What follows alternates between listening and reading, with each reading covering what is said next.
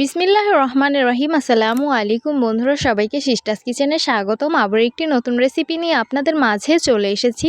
আজকে আপনাদের গজা তৈরি করে দেখাবো, তো সাথেই থাকুন। প্রথমে একটি পাত্রে পরিমাণ মতন আটা নিয়েছি, পরিমাণ মতন কালো জিরে নিয়েছি, স্বাদ মতো লবণ দিয়ে দিলাম, 2 চামচ পরিমাণ চিনি অ্যাড করে দিচ্ছি, রেগুলার রান্নার তেল দিয়ে দিচ্ছি পরিমাণ মতন। তারপর সবকিছুকে হাতের সাহায্যে খুব ভালোভাবে মিক্স করে নিতে হবে। তেল আর ময়দাটা খুব ভালোভাবে মিশেছে কিনা হাত দিয়ে এইভাবে দেখে নিবেন। এখন নর্মাল টেম্পারেচারে পানি দিয়ে দিব পরিমাণ মতন। তারপর খুব ভালোভাবে মেখে নিতে হবে। পানিটা একেবারে দিবেন না, অল্প অল্প করে দিবেন। ডোটা সুন্দরভাবে বানিয়ে নিয়েছি, বেশি নরমও করিনি আবার বেশি শক্তও করিনি, একদম মিডিয়াম রেখেছি। এখন অল্প পরিমাণ ডো নিয়ে 2 হাত দিয়ে এটাকে লম্বা বানিয়ে নিচ্ছি। আপনারা একবার দেখলেই বুঝতে পারবেন আমি এটা কিভাবে করে নিচ্ছি।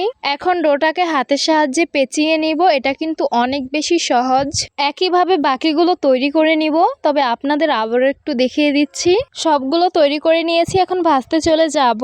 চুলায় আগেই তেল গরম হতে বসিয়ে দিয়েছি, তেলটা হালকা পরিমাণ গরম হয়েছে। বানিয়ে রাখা মুরলিগুলো এখন একে একে দিয়ে দিচ্ছি। মুরলিগুলো অল্প তাপেই তৈরি করতে হবে, না হলে উপরটা কুক হয়ে যাবে, ভিতরটা কাঁচাই রয়ে যাবে। দেখতেই পারছেন কালারটা কিন্তু চলে এসেছে, এখন হতে বেশি সময় লাগবে না। এই তো কালারটা সুন্দরভাবে এসে গেছে। এখন একটি স্ট্যান্ডার ছাঁকনির সাহায্যে তেল ঝরিয়ে উঠিয়ে নিব।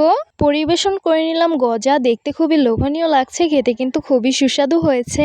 এখন কিন্তু এই গজাগুলো একদমই দেখা যায় না, এখন শুধু এই গজাগুলো মেলাতেই বেশিরভাগ পাওয়া যায়। তো আপনারাও অবশ্যই এভাবে একদিন বাসায় তৈরি করে খেয়ে দেখবেন, এটা খেতে অনেক বেশি মজাদার। বাচ্চাদের তৈরি করে দিলে বাচ্চারাও এটা অনেক বেশি পছন্দ করবে। তো আশা করছি আমার আজকের রেসিপি আপনাদের কাছে অনেক বেশি ভালো লাগবে। ভালো লেগে থাকলে আমার ইউটিউব চ্যানেলটি সাবস্ক্রাইব করবেন, আর যারা আমার ফেসবুক পেজ থেকে দেখবেন পেজটিকে ফলো করবেন। সবাই অনেক বেশি ভালো থাকবেন, সুস্থ থাকবেন, আর সিস্টার্স কিচেনের সাথেই থাকবেন। আবারও কথা হবে কোনো নতুন ভিডিওতে। তাহলে আজকে এই পর্যন্তই। আল্লাহ হাফিজ।